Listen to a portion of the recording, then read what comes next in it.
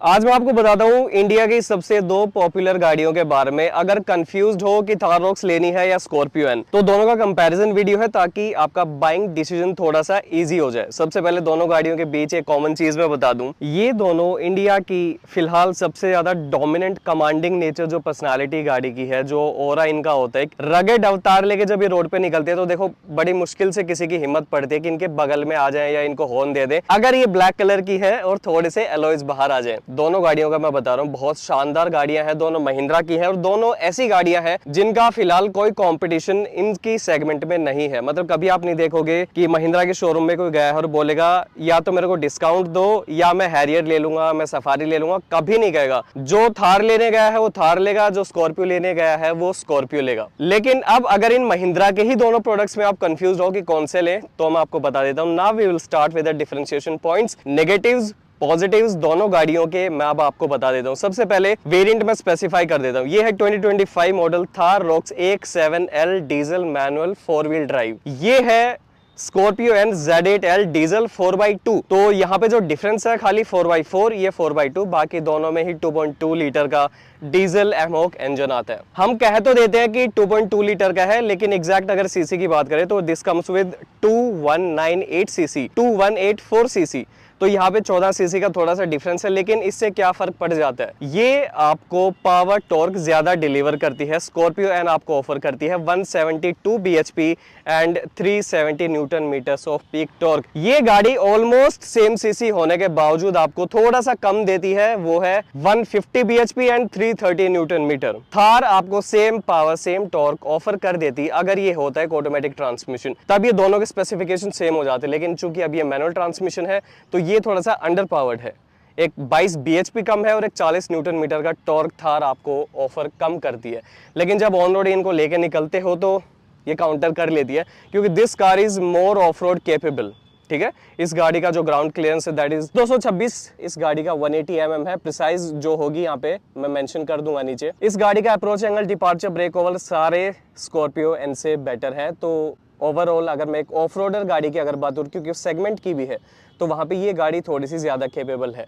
Outer की अगर मैं बात करूं कहां पे क्या कुछ डिफरेंशिएशन है, देखो स्कॉर्पियो एन लेंथ में थोड़ी ज्यादा है, लगभग 23 से 24 सेंटीमीटर ये गाड़ी लेंथ में ज्यादा है। विड्थ जो है वो भी स्कॉर्पियो एन की ज्यादा है, अराउंड 3 से 4 सेंटीमीटर। लेकिन जो हाइट है वो थार रॉक्स की ज्यादा है, लगभग 6 से 7 सेंटीमीटर थार यहाँ पे जो है ऊंची पड़ती है स्कॉर्पियो एन के मामले में। लेकिन जब रोड पे चलती है, रोड प्रेजेंस दोनों गाड़ियों की ही बहुत शानदार है। एक्सटीरियर में एक और जो डिफरेंस काफी ज्यादा है, स्कॉर्पियो एन में आपको मिलते हैं 17 इंचेस के टायर सेक्शन, 245 एग्जैक्ट अगर मैं बताऊं 245 65 R17, लेकिन यहाँ पे आपको मिल जाता है 255 60 R19। तो 2 इंच का जो है टायर सेक्शन का यहाँ पे डिफरेंस है। ओनर ने बताया है कि वो टायर्स की लाइफ से काफ़ी ज़्यादा परेशान है। अराउंड 27,000 ये गाड़ी चल चुकी है और टायर यहाँ से कटने शुरू हो गए हैं। ब्रिजस्टोन के टायर हैं, लेकिन इन्होंने रोटेशन भी करवाई। देखो क्रैक वगैरह, छोटे छोटे क्रैक देख रहे हो, इस चीज़ से ये काफ़ी ज़्यादा परेशान है इस गाड़ी में। और अगर थार का बेस मॉडल ले लोगे या AX7 से नीचे कोई भी, तो इसमें 18 के आते हैं, फिलहाल यहाँ पे 19 के। देखो मेरा main motive feature wise differentiation करने का नहीं है, मैं गाड़ी आपको चला के अब बताऊंगा दोनों को चलाने में क्या डिफरेंस है, कौन सी ज़्यादा प्रैक्टिकल है। अभी मैं बता देता हूँ, जो फुटस्टेप है वो स्कॉर्पियो एन का छोटा है, अगर दरवाज़ा बंद भी है तो सिर्फ आप इतना पैर यहाँ पे रख सकते हो। और चलो ड्राइवर तो ये ग्रैब हैंडल पकड़ के बैठ जाएगा, लेकिन अगर आपकी फैमिली में बुजुर्ग हैं जिनको थोड़ा घुटने में दिक्कत है, दरवाज़ा खोलने के बाद ठीक हो जाता है। लेकिन यहाँ पे आपको ग्रैब हैंडल नहीं है, इधर ढूंढना पड़ेगा वो यहाँ है कि वो यहाँ है, थोड़ा बहुत दिख भी जाता है तो ऐसे। लेकिन दरवाज़ा बंद होने के बावजूद भी आप ऑलमोस्ट यहाँ पे पूरा पैर रख सकते हो और यहाँ पे ग्रैब हैंडल मिल जाते हैं, तो इनको पकड़ के इनग्रेस एग्रेस करना, गाड़ी के अंदर जाना उतरना, वो थोड़ा सा ज़्यादा कंफर्टेबल है। अब सबसे बड़ा डिफरेंस ये है, ये गाड़ी एक 7 सीटर है, तो अगर आपकी फैमिली में ज़्यादा लोग हैं, 6 सीटर है फिलहाल ये वाला वेरिएंट, वैसे 7 भी है, तो वो ज़्यादा कंफर्टेबली बैठ के जा सकते हैं, क्योंकि एक रो पीछे है। लेकिन Thar being a 5 seater car, वो चीज़ थोड़ी सी कॉम्प्रोमाइज़ हो जाएगी।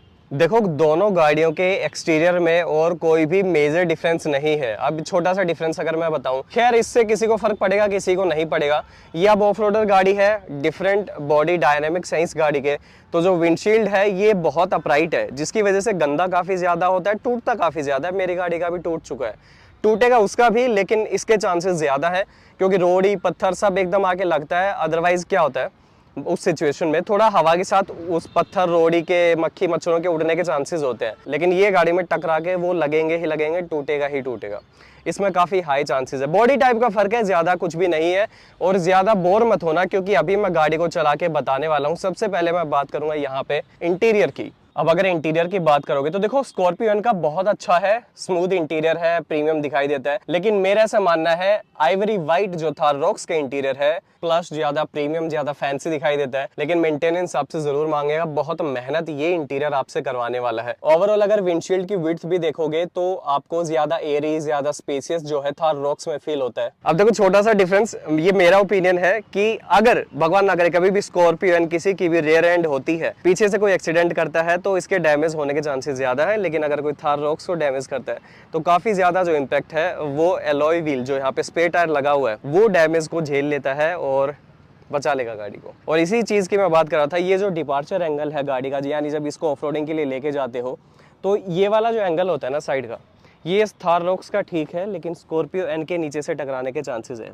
अब थार का तो ठीक है, लेकिन ये आप देखोगे तो स्कॉर्पियो एन के पीछे से बम्पर डैमेज होने के चांसेस बहुत ज़्यादा है थार के कंपैरिजन में। देखो स्कॉर्पियो एन के टायर्स में जो शिकायत है, इकोपिया जो सीरीज़ है ब्रिजस्टोन की, उसमें शिकायत है, ये सब में ही क्रैक हैं छोटे छोटे, और बहुत हार्ड क्यों फील मुझे ऐसा अभी लग रहा है। मेरा ऐसा भी मानना है कि ये जो टायर्स कंपनी डाल के दे रही है फिलहाल गाड़ी के अंदर, उसमें शिकायत हो सकती है। अब जब बाद में दोबारा खरीदोगे तो मुझे नहीं लगता ये दिक्कत आने वाली है। देखो काफ़ी हद तक ये गाड़ी चलाने के ऊपर भी डिपेंड करता है, कहाँ चला रहे हो कैसे चला रहे हो, लेकिन ये चीज़ मैंने रफ से रफ जो गाड़ी किसी ने भी चलाई है ना उसमें भी नहीं देखी है। ये हाल मैंने खाली इसी गाड़ी में देखा है। और एक ये ओनर का भाई कहना कि इंजन चेक लाइट जो है ये जा ही नहीं रही है। कितनी बार दिखा चुके हो गाड़ी को सर्विस सेंटर में? 10 से 15 बार कह रहे हैं गाड़ी दिखा दी है, और अब इसमें दिक्कत आ रही है कि ये लाइट वो जा ही नहीं रही है। दूसरी एक दिक्कत ये है, ये अगर सीट को आगे स्लाइड करते हो, ये देखो साउंड, ग्रीसिंग की शिकायत तो नहीं लग रही है क्योंकि ग्रीसिंग हो रखी है। उन्होंने कहा कि गाड़ी को काफ़ी बार सर्विस सेंटर लेके गए, खोल के रख देते हैं फिर पैक कर देंगे, लेकिन इनसे ये चीज़ ठीक नहीं हो रही है। फिर आगे ना ये देखो। और अगर कैमरा क्वालिटी की बात करोगे, चाहे फ्रंट वाला हो चाहे रियर वाला, तो थार रॉक्स के मच बेटर है। अभी आप देख रहे हो थार रॉक्स के फ्रंट कैमरा की क्वालिटी बहुत शानदार है। स्कॉर्पियो एन इतना अच्छा क्वालिटी नहीं ऑफर करती है। अगर रियर कैमरा की भी बात कर लोगे तो थार का बहुत अच्छा है, बहुत क्लियर है, बहुत साफ है, लेकिन स्कॉर्पियो एन का इसके आसपास भी नहीं है। तो इन सब चीजों की क्वालिटी अगर कैमरा की खासकर बात करोगे तो थार रॉक्स आगे निकलती है। चलो हम अब शुरू करेंगे स्कॉर्पियो एन के साथ, क्योंकि थार तो अपने पास ही रहती है। अगली चीज मैं आपको बताना चाहूंगा, अगर आप एक फैमिली कार चाहते हो, फैमिली में 4-5 लोग हैं, काफी ज्यादा हाईवेज पर ट्रैवल करते हो, थोड़ी बहुत गाड़ी खींचते हो, भगाते हो, तो आपको स्कॉर्पियो एन ज्यादा सूट करेगी। ये एक मोर प्रैक्टिकल कार है क्योंकि इसका ग्राउंड क्लियरेंस थार रॉक से कम है, 7 सीटर है, थोड़ी लंबी है, तो ये गाड़ी ज्यादा स्टेबल है। हाई स्पीड के ऊपर अगर कट वगैरह मारते हो तो रॉक्स अगर ऐसा है कि 90-100 के आसपास अगर ऐसे भी चल रही है, अगर ऐसे भी मार दिया तो वो गाड़ी बहुत घूम जाती है पीछे से, ठीक है। अगर उस गाड़ी को थार रॉक्स को एडास यूज करते हो, लेन की असिस्ट एक्टिवेट करते हो, तो जब वो गाड़ी खुद को सीधा करती है ना तो भी पीछे से उसकी रोलिंग होती है थोड़ी बहुत। तो स्टेबल मैं रॉक्स को नहीं कहता हूं, इसीलिए मैं कहता हूं अगर एक प्रैक्टिकल गाड़ी चाहिए, मोर स्टेबल गाड़ी चाहिए, go with Scorpio N. Although दोनों लेडर ऑन फ्रेम सैसी पे बिल्ट हैं, ठीक है, मोनोकॉक चैसी नहीं आता इन दोनों गाड़ियों का, दोनों ही गाड़ियां स्टेबल नहीं है, लेकिन इन दोनों के बीच से मुझे कोई एक पिक करनी पड़े, that will be Scorpio an any day. अगर मुझे थार रॉक्स नहीं मिलती या मुझे नहीं लेनी होती, मेरा प्लान चेंज होता, मैं सच में स्कॉर्पियो एन के साथ जाता। कट को छोड़ दो, अगर वैसे भी अगर आप खराब रास्तों में गाड़ी चलाते हो, मान लो थोड़े बहुत बम्प आते हैं, कच्चे रास्तों में ले गए, 2-4 ब्रेकर एक साथ आ गए, वहां भी स्कॉर्पियो एन आपको ज्यादा कंफर्ट प्रोवाइड कराती है, थार रॉक्स नहीं करती है। बहुत हिलती डुलती है, मेरी मम्मी को तो नहीं पसंद है थार रॉक्स, क्योंकि आप उसमें एक जगह चिपक के नहीं बैठ सकते हो, वो बहुत हिलती डुलती है। मैं सीट बेल्ट लगा के बैठता हूँ फिर भी मैं पूरा हिल जाता हूँ सीट के ऊपर। तो ये चीज अगर आपको कंफर्ट ज्यादा जो है पसंद है, आपकी प्रायोरिटी है, गो विद स्कॉर्पियो एन। रॉक्स है लोंडे लपाड़ों के लिए, जिनको ऑफ रोडिंग करनी है, थोड़ी हवाबाजी करनी है, उनके लिए है रॉक्स। घूमते फिरते ज्यादा हो, वही है ना, अगेन ऑफ रोडिंग अगर करनी है तो लेना रॉक्स के लिए। उस गाड़ी में पैनोरामिक सनरूफ मिल जाता है, इस गाड़ी में आपको छोटा जो है एक सिंगल पेन सनरूफ मिलता है। यहाँ तक के फीचर्स भी मैं आपको छोटा मोटा फीचर्स बता चुका हूँ। और क्योंकि इसमें अब 22 bhp ज्यादा है, 40 न्यूटन मीटर का टॉर्क है, तो जो ड्राइव मोड्स आते हैं जैसे इसमें zip JAP zoom, Thar rocks में ऐसा कुछ नहीं आता।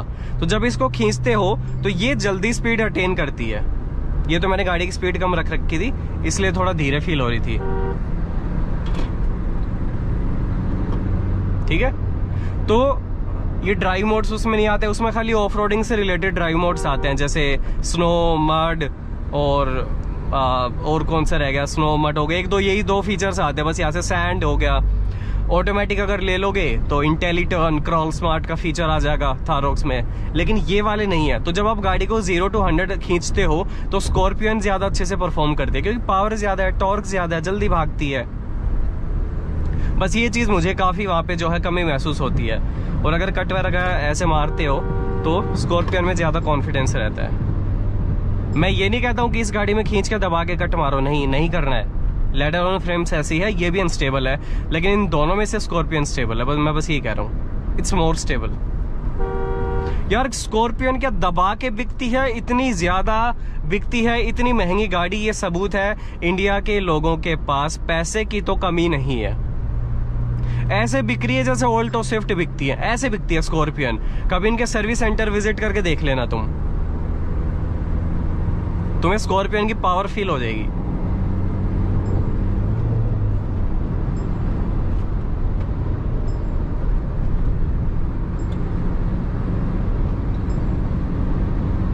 विंड नॉइज तो देखो है यार गाड़ी में, 130 पे है। ये थार में भी है, ये स्कॉर्पियन में भी है। आपका मेजर सवाल होता है जब भी मैं वीडियो डालता हूँ कि भैया स्कॉर्पियन क्यों नहीं लिया आपने थार रॉक्स क्यों ली।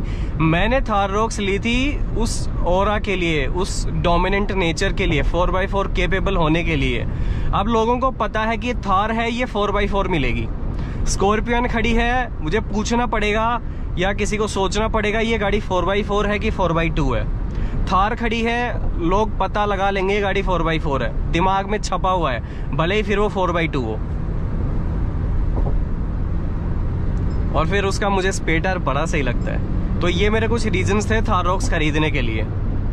मुझे ज्यादा गाड़ी भगानी नहीं है, बस खड़ी गाड़ी अच्छी लगनी चाहिए, वो थार रॉक्स लगती है। और इसमें 2-4 कमियां हैं, जैसे रॉक्स की मैं बात कर रहा हूँ। रॉक्स में आपको बोतल होल्डर नहीं मिलते। अगर मैं AX7L की तरफ चला जाऊं तो बोतल होल्डर, आधा लीटर की बोतल आगे आ जाएगी, पीछे कुछ नहीं आएगा। इसके चारों दरवाजों में बोतल होल्डर है, वो एक प्रैक्टिकलिटी की तरफ चला जाता है पॉइंट।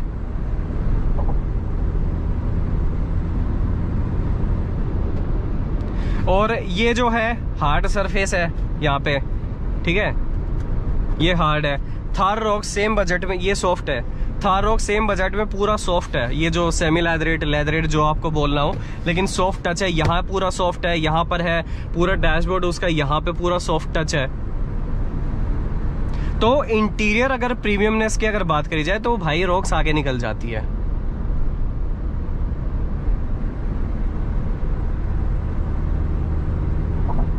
मुझे अगर चलाने के मजे की बात करी जाए तो मुझे स्कॉर्पियन ज्यादा अच्छी फील होती है, क्योंकि ये स्टेबल ज्यादा है, इस पे मैं ज्यादा स्पीड अटेन कर सकता हूं।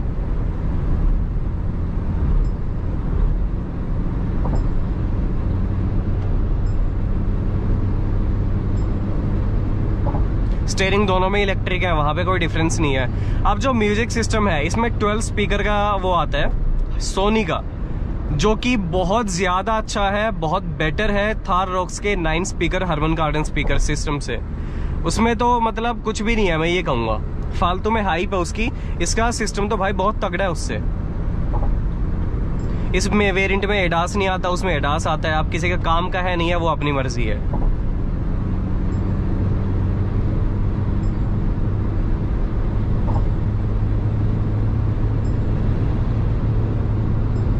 अब जैसे इसमें मैं इधर ला सकता हूँ, कितने की स्पीड है, 150 की है।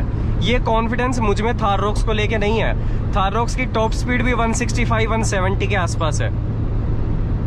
ये गाड़ी तो उससे तो ज़्यादा ही जाती है, क्योंकि इसके डायनेमिक्स ही अलग है।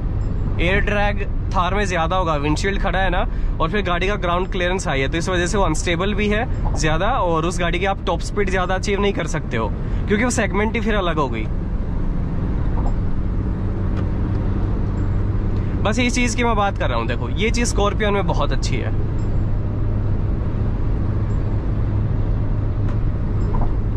कॉन्फिडेंस आपको स्कॉर्पियन में ज़्यादा अच्छा डिलीवर होता है।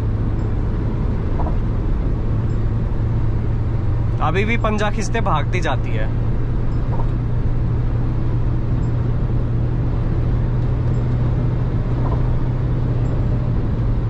वन 170 तो ये गाड़ी इतने प्यार से जाती है।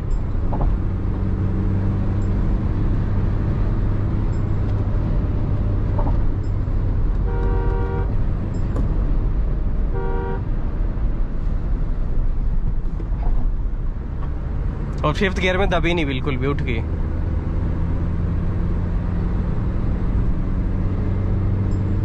तो इसलिए जब ये काफी थ्रोटल, जैसे मैंने 5th से 6th में आया ना, तो जैसे ही मैं एक्सीलेटर छोड़ के क्लच दबाता हूँ गियर चेंज के लिए, तो वहां पे थोड़ा सा थ्रोटल बढ़ जाता है। भाई इन गाड़ियों के आगे आने की हिम्मत नहीं करता कोई जल्दी से। रॉक्स हो गई, स्कॉर्पियन, फिर भी मुझे पता नहीं कि स्कॉर्पियन ज्यादा खतरनाक लगती है रोड पे। अब बात करेंगे ब्रेकिंग की। लेकिन इस गाड़ी के टायर घिसे हुए हैं, जैसे मैंने आपको बताया काफ़ी दिक्कतें हैं, तो उस बेसिस पे मैं ये देखो, तो गाड़ी स्किड मारती है, तो मैं ज़्यादा ब्रेकिंग को इसमें जज नहीं कर सकता। लेकिन अगर ओवरऑल बात किया जाए, मुझे थार रॉक्स के बेटर टायर्स की परफॉर्मेंस फील होती है। चौड़े टायर हैं, बड़े टायर हैं, ये भी ऑल फॉर डिस्क ब्रेक में है, वो भी ऑल फॉर डिस्क ब्रेक में है। बस उसकी ब्रेकिंग जो है, उसका ब्रेक असिस्ट बहुत शानदार तरीके से काम करता है। मुझे इतना शानदार, जो बहुत ही रिस्पॉन्सिव है। ब्रेक असिस्ट क्या होता है, ये डिसाइड करता है कौन से व्हील को ज्यादा ब्रेकिंग की जरूरत है। अगर आपका पेडल यहाँ पर है, अगर आप 80-90 की स्पीड क्रॉस करते हो, फिर ब्रेक हिट करते हो, तो इतना ही पेडल दबेगा, ब्रेक लग जाएंगे। सेंसिटिविटी बहुत हाई हो जाती है। उसका ब्रेक असिस्ट इससे तगड़ा काम करता है।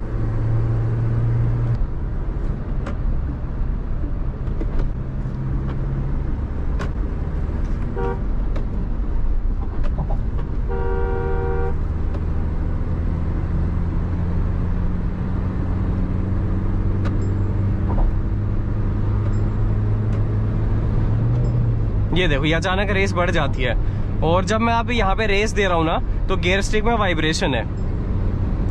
मतलब मुझे फील हो रहा है मैं कब रेस दे रहा हूँ। रेस अभी छोड़ दी, वापस से रेस दे रहा हूँ, तो मुझे फील हो रहा है। अभी रेस वापस दी तो इसमें वाइब्रेशन ट्रांसमिट हो गए। ये थार रॉक्स में इससे बहुत ही कम है। उसमें भी फील होता है, इतना नहीं होता, लेकिन ये उसका मतलब मैं मान लो कि ये डबल ट्रिपल ये ज्यादा जो है वाइब्रेशन यहाँ पे दे रही है। मैं आपको एंड में वर्डिक्ट भी दे दूंगा कि कौन सी गाड़ी ज्यादा आपको सूट करेगी। ऑल्दो समझने वालों को इशारा काफी होता है, समझ चुके हैं।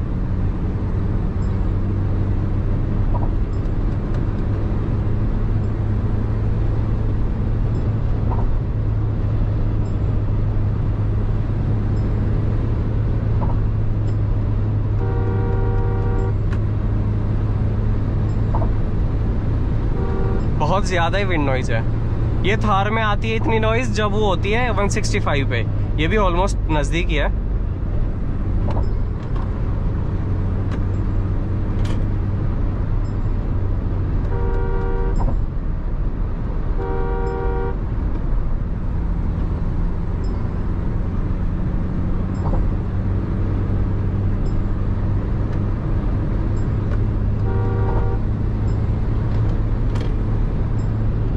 This is the confidence I was talking about.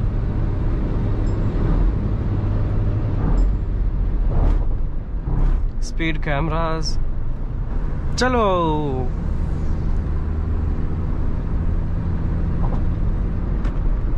ये देखो,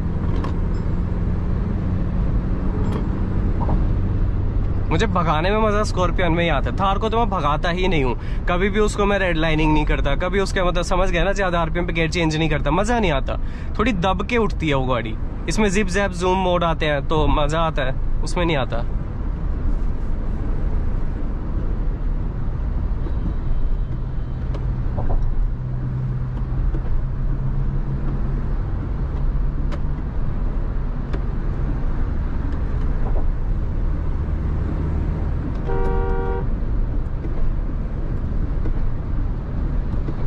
ये झटके जैसे 100-110 पे चलाई,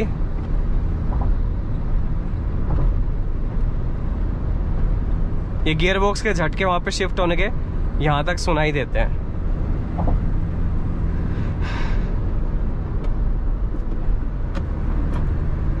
अब जैसे थोड़े थोड़े वो आ रहे हैं, होता है ना फ्लाईओवर पे कि जॉइंट होते हैं, दो हिस्से, दो पैच फ्लाईओवर के, वहां पे थार थोड़ा उछलते हुए चलती है। मजा आता है उसके सस्पेंशन जब बहुत ऐसा उछलती है, लेकिन ये चिपक के चलती है, तो ये ज्यादा जो है मैं प्रायोरिटाइज करूंगा इस चीज को।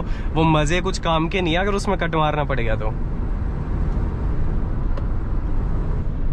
दोनों ही गाड़ियों में गियर शिफ्ट स्मूथ है, बस ये है कि थार में झटके लगते हैं 5वें छठे गियर में। जब आप क्लच छोड़ देते हो ना तो आपको उसमें जर्क महसूस होंगे थार में, इसमें नहीं होते।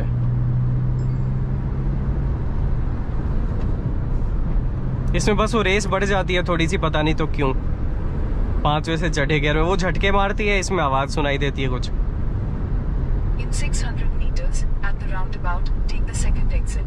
चलो आपको थोड़ी ऑफ रोडिंग करवाई जाए, गाड़ी को टेस्ट भी तो करें। यहाँ से लेंगे हम लेफ्ट,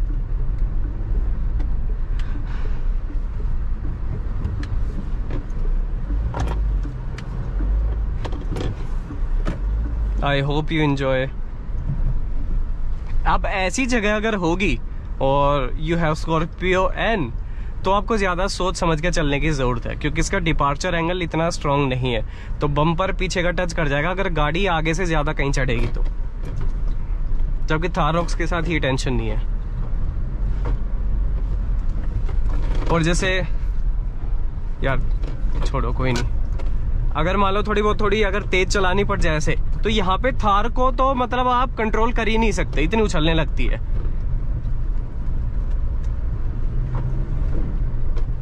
जबकि एन में मजा आता है।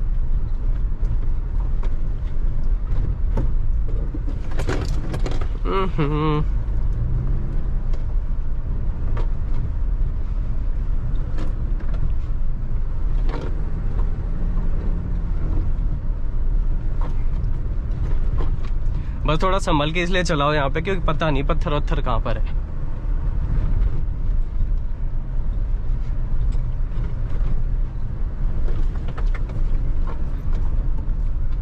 अब यहाँ पे आराम से।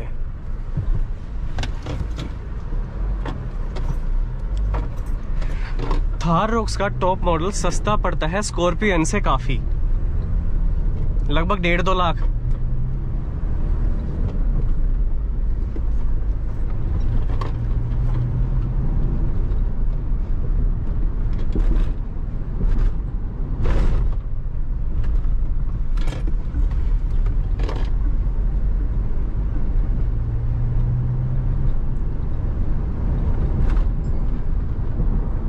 भाई स्कॉर्पियो ने ये जादू कर रखा है लोगों के ऊपर, इस वजह से ये बिकती है।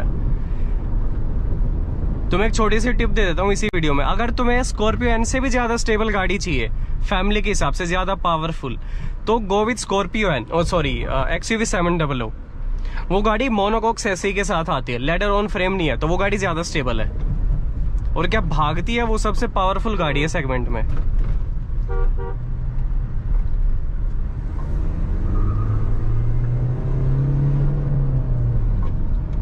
अब इसका मोड चेंज कर लेते हैं, क्योंकि यहाँ पे हमें जूम की जरूरत नहीं है, जिप की ठीक है।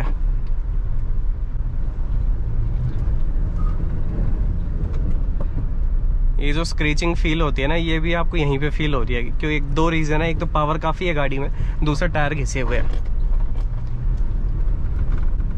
बट मैंने ब्रिजस्टोन के टायर के साथ ये एक्सपेक्ट नहीं किया था। या तो ये हो सकता है कि कंपनी भाई जो गाड़ी में फिट करके देती है उसके लिए अलग से टायर लेती है, प्रोक्योर अलग से करती है ब्रांड से, और हो सकता है क्वालिटी थोड़ी सस्ती करने के चक्कर में यहाँ पे भाई कॉम्प्रोमाइज हुई हो। एक इसके मुझे ना ABS पता नहीं क्यों बार बार थोड़े अलग से फील होते हैं, मतलब हल्का सा भी ब्रेक ले रहा हूँ ना तो सेंसिटिव है थोड़े।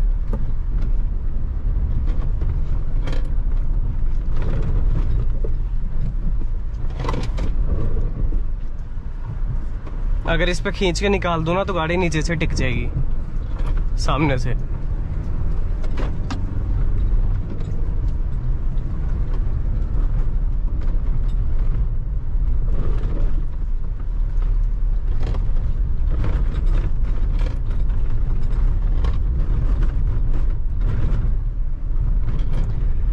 धीरे कर लेता हूँ वरना धूल उड़ेगी, बहुत ज्यादा लोग हैं।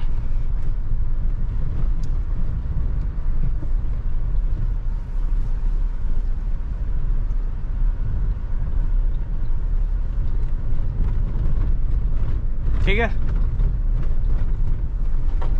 अब चलो भाई। इससे शानदार एक 7 सीटर, मैं ऑफ रोडिंग केपेबल भी इसको कह सकता हूँ, और डोमिनेंट वो जो पर्सनालिटी है, ओवरऑल गाड़ी का जो लुक है, नेचर है, वो गाड़ी आपको इस बजट में और कोई गाड़ी फिलहाल इंडिया में नहीं दे रही है। अब बात है थार रॉक्स की।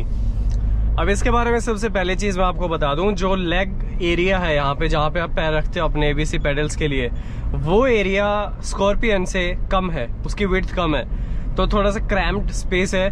तो आपको क्लच पे एक बार तो मतलब डेड पेडल की वहाँ पे तो जगह है ही नहीं, तो वो आपको स्पेस वहाँ पे नहीं मिलेगा, पैर पीछे रखना पड़ेगा। ये घुटना यहाँ टकराएगा रॉक्स में अगर सीट नजदीक करके चलाते हो। मैंने जिस दिन पहली बार गाड़ी चलाई मुझे बहुत ज्यादा दिक्कत हुई, तो सीट मैंने पीछे की तब जाके बात बनी, वरना घुटना बहुत टकरा रहा था यहाँ पे।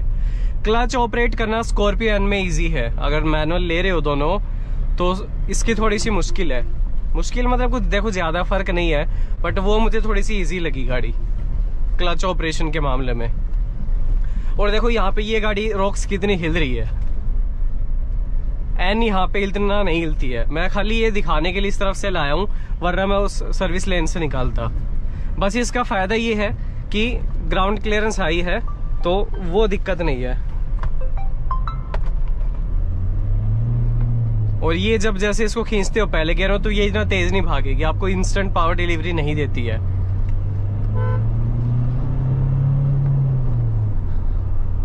और ये यहाँ पे अगर रेड लाइनिंग करते हो तो काफी आवाज करती है, इसीलिए मैं थार को कभी भगाता नहीं हूँ। अगली बात, बॉनेट विजिबिलिटी, जैसे मैंने बताया था, देखो सबको अपनी अपनी पसंद है। मुझे स्कॉर्पियन की भी और अच्छी लगती है, ये भी अच्छी लगती है, ऑलमोस्ट मेरे को दोनों बराबर ही लगती हैं। लेकिन थार की थोड़ी ज्यादा बड़ी मुझे दिखाई देती है, क्योंकि बॉनेट के हिंज मान लो थोड़ा बहुत नजदीक है, दिख जाते हैं अगर सीट हाइट थोड़ा बड़ा हुई। खैर वो अपना अपना ओपिनियन है, चलाने के मामले में बता देता हूँ मैं। ब्रेकिंग मुझे रॉक्स की ज्यादा अच्छी लगती है, वो मैंने एन चलाई तब भी आपको बताया था। इंटीरियर थोड़ा प्रीमियम दिखाई देता है, ये सारा सॉफ्ट टच है, इस वाले पार्ट को छोड़ के ये हो गया, ये हो गया और ये हो गया, ये पूरा सॉफ्ट टच है, ये पूरा सॉफ्ट टच है। तो आप अगर हाथ वाथ रखते हो यहाँ पे, तो ये आपको ज्यादा कंफर्टेबल गाड़ी यहाँ पे फील होगी। पैनोरामिक सनरूफ है, वो मैंने आपको बताया था। कांच का एग्जाम्पल आपके सामने है, इसका जल्दी टूटेगा। स्कॉर्पियन में आपको ये बार बार साफ करने की शिकायत नहीं आने वाली है, क्योंकि उसका स्लैंट है। और कट मार के अगर इसमें दिखाऊं, देखो कोई फायदा नहीं है, ऑलरेडी मैं आपको बता चुका हूँ, रॉक्स में कट नहीं लगेंगे, इतने खींच के कट नहीं मार पाओगे जैसे मैंने स्कॉर्पियन में मारे थे, इतनी तेज भगाई थी। तो ये गाड़ी पहली बात तो उतनी स्पीड अटेन नहीं कर पाएगी। खैर किसको ही भगानी है 150-60 डेली। इसमें आपको सेम बजट में ज्यादा फीचर्स मिल जाते हैं थार रॉक्स में, ओवरऑल अगर देखा जाए। इसको भी अभी भगा के थोड़ा सा गियर में मैं वाइब्रेशन चेक करूंगा, जैसे उसमें फील हो रहे थे। हालांकि फील तो इसमें भी हो जाता है, लेकिन उतने नहीं है स्कॉर्पियन जितने।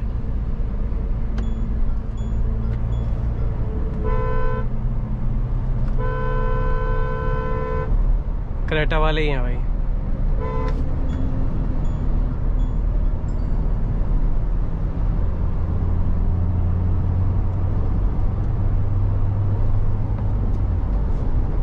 इसमें तो विंड नॉइज अभी शुरू हो गई है, रेन वाइजर भी हट नहीं है।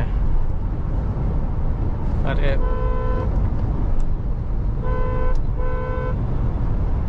90-100 तक तो ठीक है गाड़ी।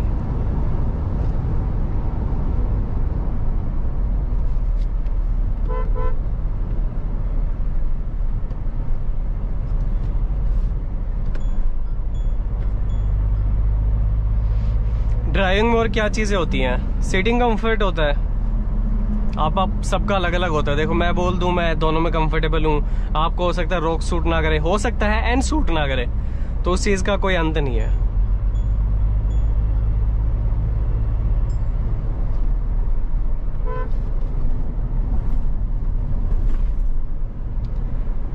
ये वाला मोशन भी तो है ना, योइंग काफी करती है, पिचिंग रोलिंग होती है, योइंग होता है, साइडवेज जो मोशन होता है गाड़ी का।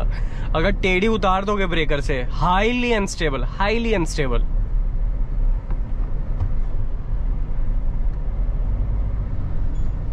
इसलिए दिल्ली, गुड़गांव, नोएडा के लड़के ज्यादा कट मारते हैं। ट्रक एक यहाँ है, फिर एक यहाँ है, फिर एक यहाँ, फिर एक यहाँ, सीधा कैसे चलाएगा? अब उसको आदत ही कट मारने की पड़ी है, मारेगा ही कट। वो देखो कितने सारे ट्रक इधर उधर, अब इनके बीच से निकालनी पड़ेगी ना, क्या करें?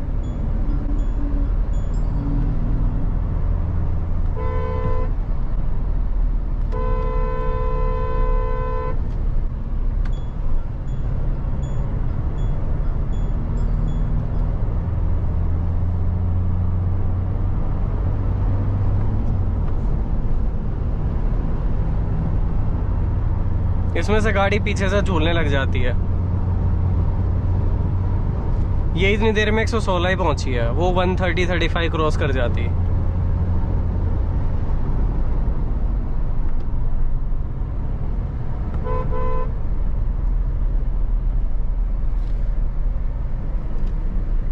देख, तो आपको जो कॉन्फिडेंस आएगा ना गाड़ी में ज्यादा, वो एन में ज्यादा आएगा, ना कि रॉक्स में। रॉक्स है धीरे चलाने की, ऑफ रोडिंग करने की गाड़ी।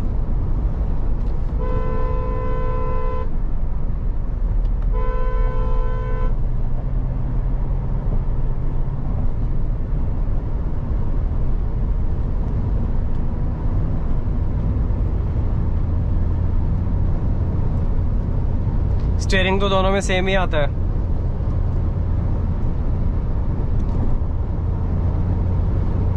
अब जब मैं इतनी स्पीड भी से चला रहा हूँ 120, तो मेरे में इतना कॉन्फिडेंस नहीं है कि मैं इसका दबा के मान लो अब यहाँ से कट मार दूं और स्टेबल होके अपनी लेन में चली जाएगी।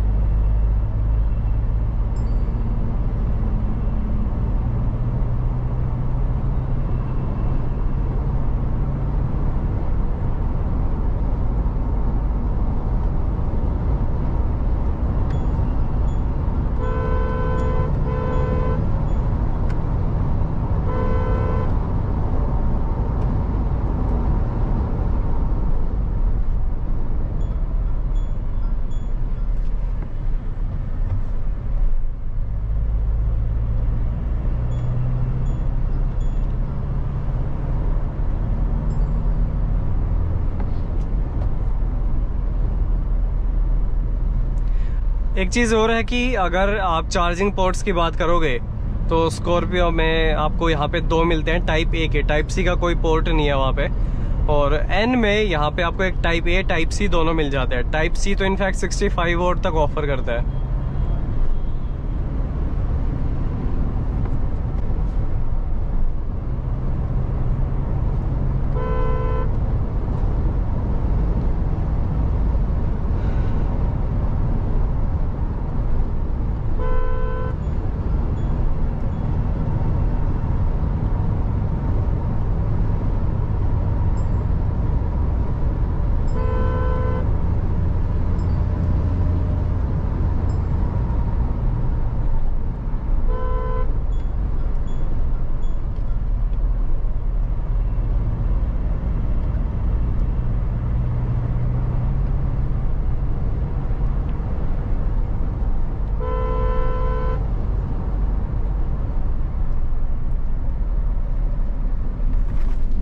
इस गाड़ी की जो खूबी खासियत है वो स्कॉर्पियन से डिमांड करना बेवकूफ़ी वाली बात होगी। स्कॉर्पियन की जो खूबी खासियत है वो इस गाड़ी से डिमांड करना एक बेवकूफ़ी होगी, क्योंकि दोनों अलग अलग सेगमेंट हैं। दोनों ही एक 7 सीटर गाड़ी होती, दोनों सेगमेंट सेम होती, या दोनों ऑफ रोडर गाड़ी होती, तब तो हम इनका स्ट्रिक्ट कंपैरिजन कर सकते थे, लेकिन अब नहीं कर सकते। ये तो मैंने इसलिए बना दिया, लोग पूछते हैं कि भाई मान लो 20-25 लाख रुपए हैं, एन लें कि रॉक्स लें। अब आपको वर्डिक्ट बता देता हूँ, कंफ्यूज नहीं हो गए। 2-3 लोगों के लिए, जवान लोगों के लिए गाड़ी लेनी है, लौंडे लपाड़े थोड़े से एडवेंचर के शौकीन हो, ऑफ रोडिंग ट्राई करते हो, go for Thar rocks without even a second thought. अगर आपको गाड़ी लेनी है फैमिली के लिए, 4-5 लोग हो, ट्रैवल करते हो, थोड़ा सा स्टेबल गाड़ी चाहिए, हाई स्पीड भी चलानी पड़ जाए तो ज्यादा स्टेबल हो, कट वगैरह लगाने पड़ जाए तो बेटर गाड़ी हो, तो उसके लिए आप स्कॉर्पियो एन ले लेना। समझ आ गया? ऑफ रोडिंग के लिए थार रॉक्स, कंफर्ट एंड इस सब के लिए, स्पेस के लिए स्कॉर्पियो एन। ये वर्डिक्ट है इस पूरी वीडियो का। हाई स्पीड पे एन स्टेबल है, गड्ढों में एन स्टेबल है, ऊबड़ खाबड़ जितने भी टेरेन्स हो गई एन ज्यादा स्टेबल है। लेकिन अगर कच्चे रास्तों में चले गए तो थार का फिर तोड़ नहीं है वहां पे। बस ये मेरा वर्डिक्ट है इस वीडियो को लेके। आप लोग बताना भी वीडियो कैसी लगी, बहुत एफर्ट्स लगाए। Let me know what you think about this whole video. Thank you so much to Shubh for providing his car for this review video. बहुत मतलब आभारी रहूंगा उनका मैं इस वीडियो के लिए। बहुत उन्होंने सपोर्ट किया एंड मुझे ओपन हैंड दे दिया कि जैसे मर्जी चलानी, जो रिव्यू करना करो, भगानी भगाओ। तो कुछ 170 तक गाड़ी गई थी। तो थैंक यू सो मच यार for watching this video. Late me know what you think about this. Thank you.